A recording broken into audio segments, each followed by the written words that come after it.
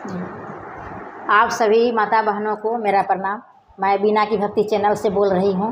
मैं आंवला गांस में जो पूजा होता है, आंवला नामी, वो जो होता है कार्तिक के महीने में, तो उसकी कहानी मैं बता रही हूँ आप लोग को। एक घर में एक सास ससुर थे और उनके बेटा बहू थे। तो सास ससुर जो थे तो वो डेली, वो रोज़ का था उनको आंवला दान करना। रोज़ आंवला दान करती थी, 1.25 मन आंवला दान करती थी रोज़। तो उसको बेटा बहू जो थी तो वो बोलती थी कि रोज़ रोज़ आंवला भी दान करती है, घर से सोना भी दान करती है। उनके घर में बहुत धनवान था, सोना भी था। तो इतना इतना रोज़ रोज़ दान करती है तो मेरा बाल बच्चा क्या करेगा? मेरा बाल बच्चा भीख मांगेगा। इतना इतना रोज़ दान करते करते तो हम लोग गरीब बन जाएंगे।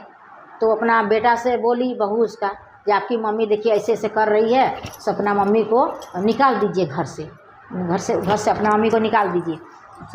रोज़ रोज़ आंवला भी दान करती है, सोना भी दान कर देती है, आंवला भी दान करती है, तो निकाल दीजिए। तो उसका जो बेटा जो थे तो बोले, अपना मम्मी को समझाने लगे, जे मम्मी आप बंद करिए, सब दान पुण्य बंद करिए, नहीं करना होगा दान पुण्य, बंद करिए। तो बोली का जो नहीं, हम तो दान पुण्य बिना किए बेटा हम खाना नहीं खाएंगे हम। तो बोले ठीक है, तब निकाल दिया, उसका बेटा बहू निकाल दिया। तो जंगल में जाके वो लोग रहने लगा, एक मड़ई कुटिया छवा के रहने लगा। तो वहाँ रहते एक आंवला का पेड़, अपने से वहाँ आंवला का पेड़ जन्म लिया। और आंवला का पेड़ वो डेली, वो जो सास ससुर जो थे उनके डेली आंवला दान करते थे तो खाते थे। इधर जैसे ही वो जो सास ससुर उनके निकले तो बेटा बहू का दिन खराब हो गया और गरीबी आने लगा। धीरे धीरे घर में सब कुछ ख़त्म होने लगा। तो उसके बाद ये लोग लकड़ी बेचने का काम करने लगा। बेटा बहू जंगल से काट कर लकड़ी लाता और बेचता। तो और वहाँ पर उसके सास ससुर जो थे, आंवला का वृक्ष हो गया तो डेली वो आंवला दान करती थी। और आंवला दान करने के बाद ही अपना खाना पीना नाश्ता करती थी और पूजा पाठ भी करती थी जंगल में।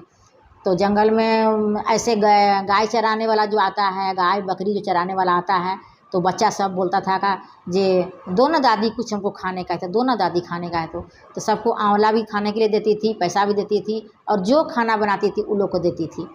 तो ऐसे करते करते कुछ दिन बीता। तो ये लोग जो बेटा बहू जो है बहुत गरीब हो गया।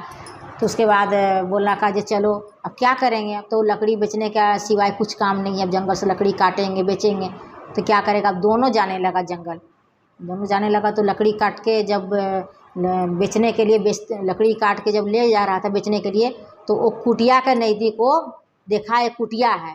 तो बहुत ज़ोर से उसको पानी प्यास लगा। तो बोला कि चलो वहाँ पर पानी मिलेगा, वहाँ कोई रहता है, वहाँ पानी मिलेगा।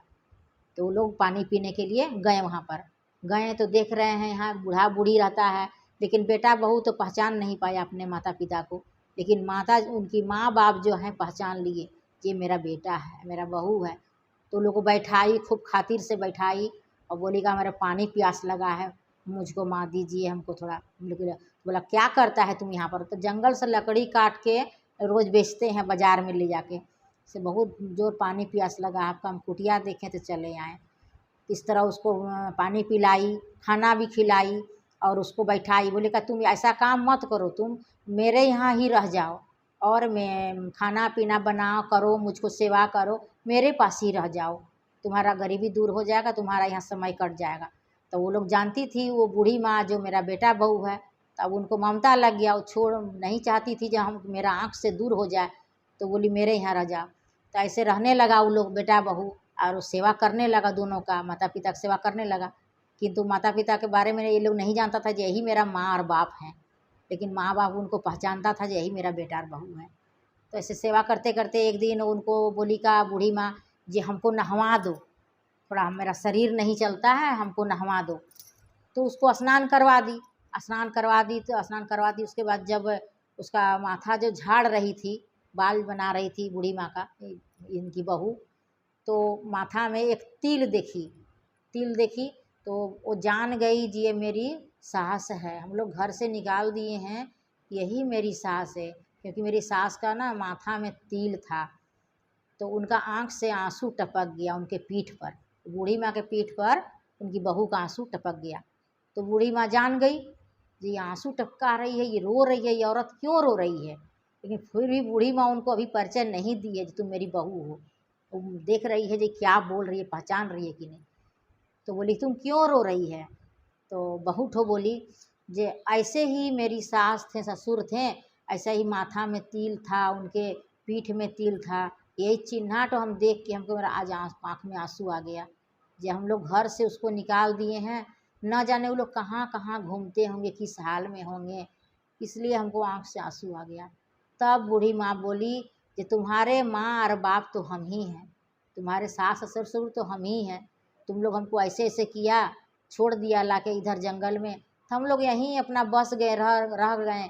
अब ऊपर से विष्णु भगवान हमको कृपा किए जो हमको हम यहीं पर रह गए, हमको अब सब कुछ यहाँ मिलने लगा, रहने लगे, खाने लगे। हम तो पहचान रहे हैं, नहीं भूले हैं तुम लोग को, लेकिन तुम लोग तो नहीं पहचान सका हम लोग। फिर बेटा बहू रहने लगा उन लोग को, सब माने राजपाट दे दी बूढ़ी माँ, और बेटा बहू सब साथ में रहने लगी और अपना सब मेल से रहने लगी। और हमारा माता पिता को लोग बेटा बहू सब मांगने लगा और माफ़ी मांगा पैरों में गिर कर, जे आज दिन से कभी नहीं आप लोग को भूलेंगे, आप मेरे माँ हैं, बाप हैं, आप मेरे सब कुछ हैं। आप लोग मेरा वीडियो को अच्छा लगे तो लाइक करेंगे, सब्सक्राइब करेंगे। जय श्री कृष्णा।